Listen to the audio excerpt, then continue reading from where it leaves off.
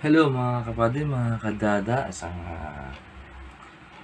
oras na 'to, eh, hindi maganda ang aking pakiramdam at, uminom nga ako ng mga gamot para mawala ang sakit ng katawan o, pag-inom ng mga vitamins para sumigla ako muli.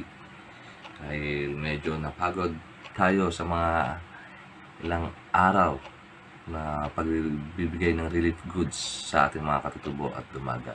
Kaya medyo But sa atin mga kapatid, mga kadada, kapag dito sa syudad, alam natin kapag may mga karamdaman, konting sipon, nagte-take agad tayo ng mga medicine para mawala agad.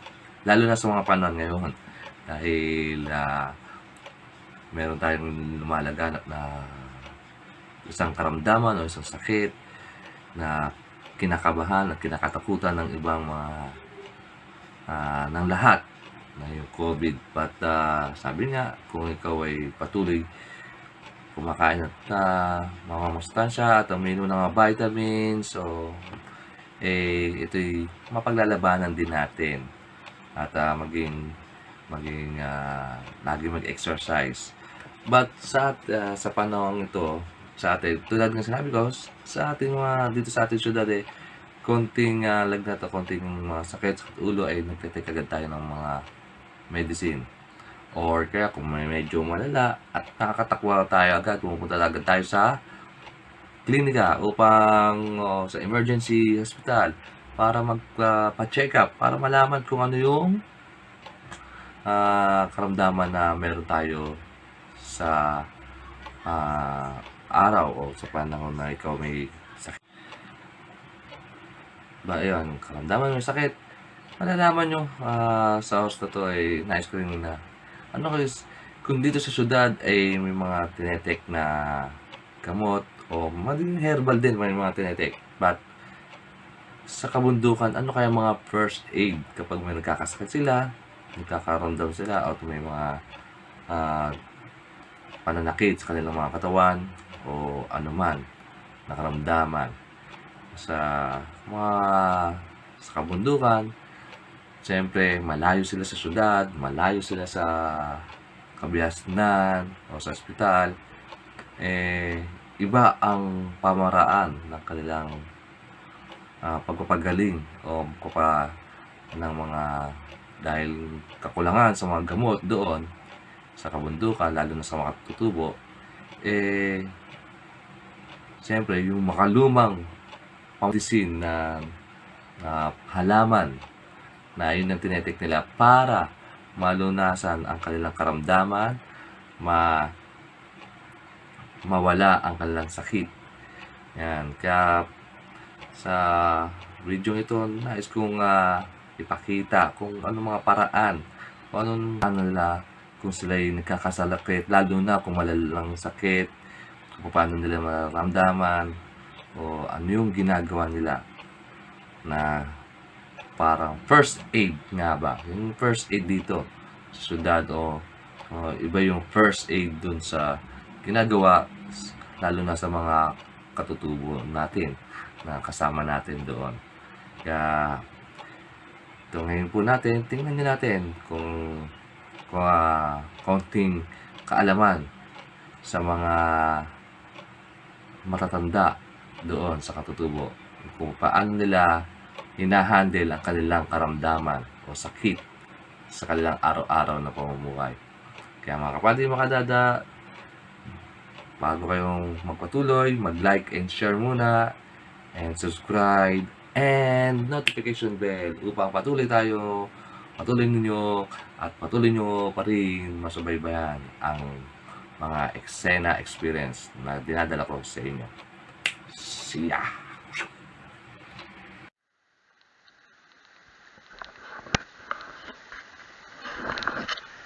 Hello mga kapatid, mga bata. Magandang umaga, mapagpalang umaga sa inyo. Ito, nandito po ako sa malinis na malinaw. Naayos po kasi namin, of course,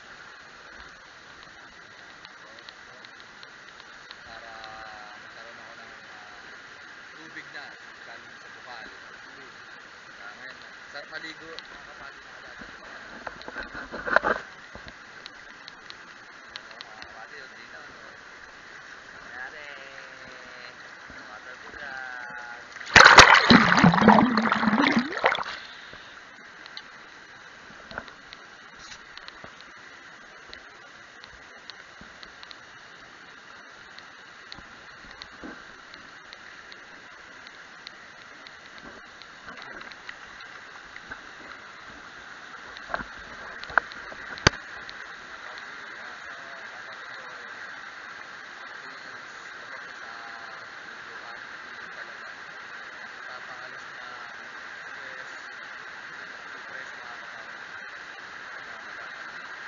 Sarap maligo ngayon. Hindi po malabo ang tubig.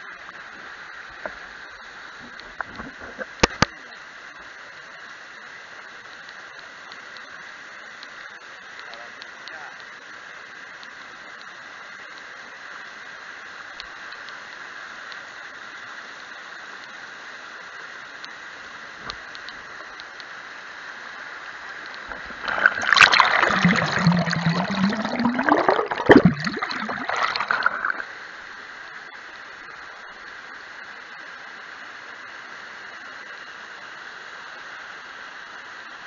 Yan, si Kuya Barkel.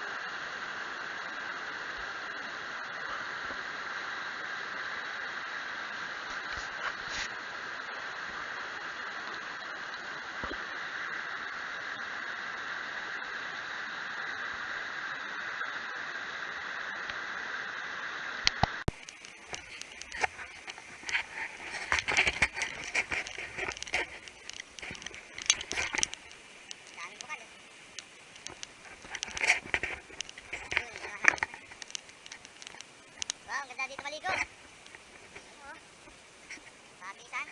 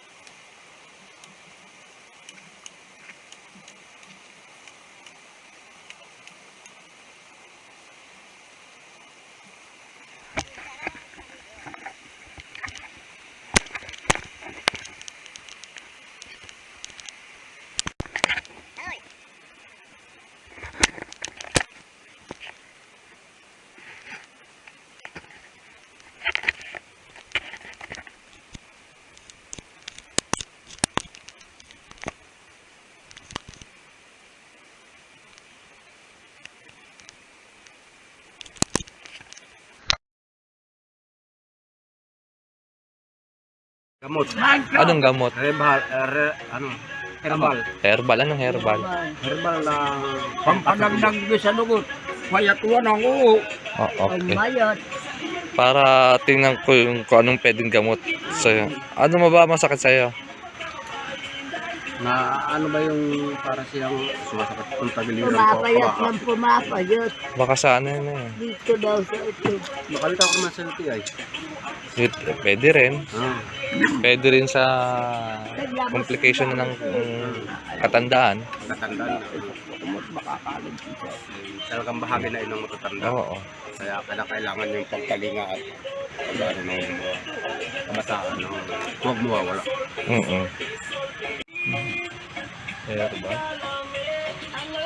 Yan ang gamot. Doktor. Oo.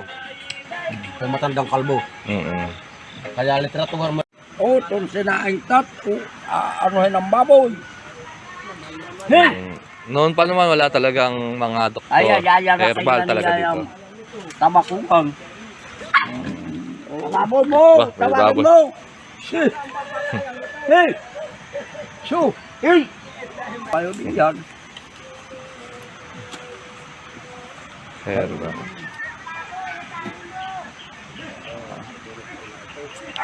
Pero kapag hindi nawala pa yan, sakit. Dahil sa bayan Pa-check up dito. na, oo.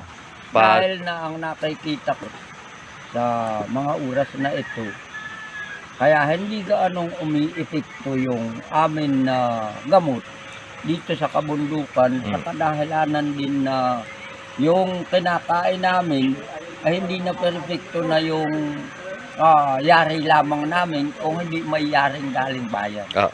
Na yun ay may doong mga sahog.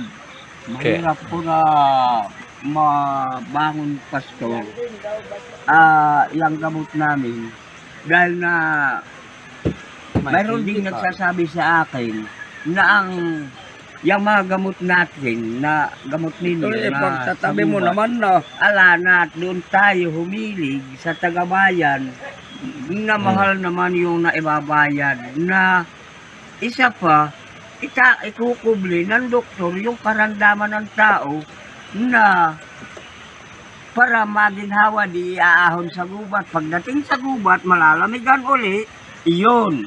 Aapekto na naman uli yung karamdaman niya. Itong gamot namin, kung wagang nasusugpo ng tagabayan, ng mga Chemical. ng doktor, Chemical. ay nakakakain kami ng chemical na hindi namin kinakain. Sa kung ano-anong gamot namin dito sa gubat. Doon humihirap din yung katawan namin. Kaya ang ginagawa namin ay humilig na tayo sa tagabayan, sa ospital o kaya sa doktor na lang tayo humilig noon. Ayun, doon ngayon na naigan tao. Ay sa pag ako lang naiisa ka ito, itong tanda ko ito, Ano yung puntahan mo yak iisa ito? wala ang doon sa karamdaman, hindi ko pinapansin.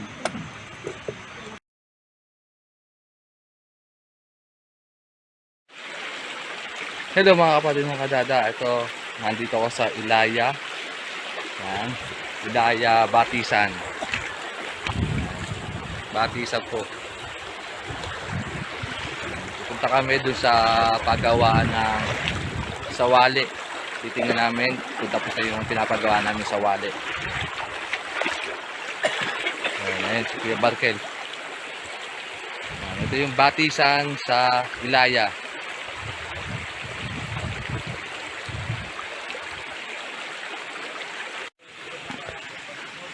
Ito yung buho na sabi ko gawaan nila. Ayan. Yung pinapagawa namin buho. Sawali pala. Pinapagawa namin sawali. Ayan. Yan, si Kuya. Yan ang gumagawa.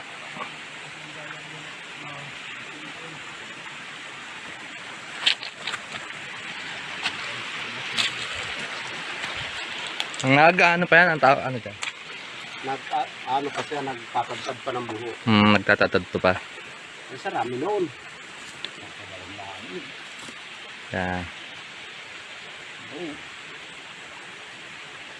Ayos. Sa isang buho, ilan? Okay. Dito kasi maraming buho. Yan, no? Karamihan dito sa anong lugar na pinuntahan namin. Puro karamihan buho. Kaya dito gumagawa. Gawaan ng buho. Ng sawali.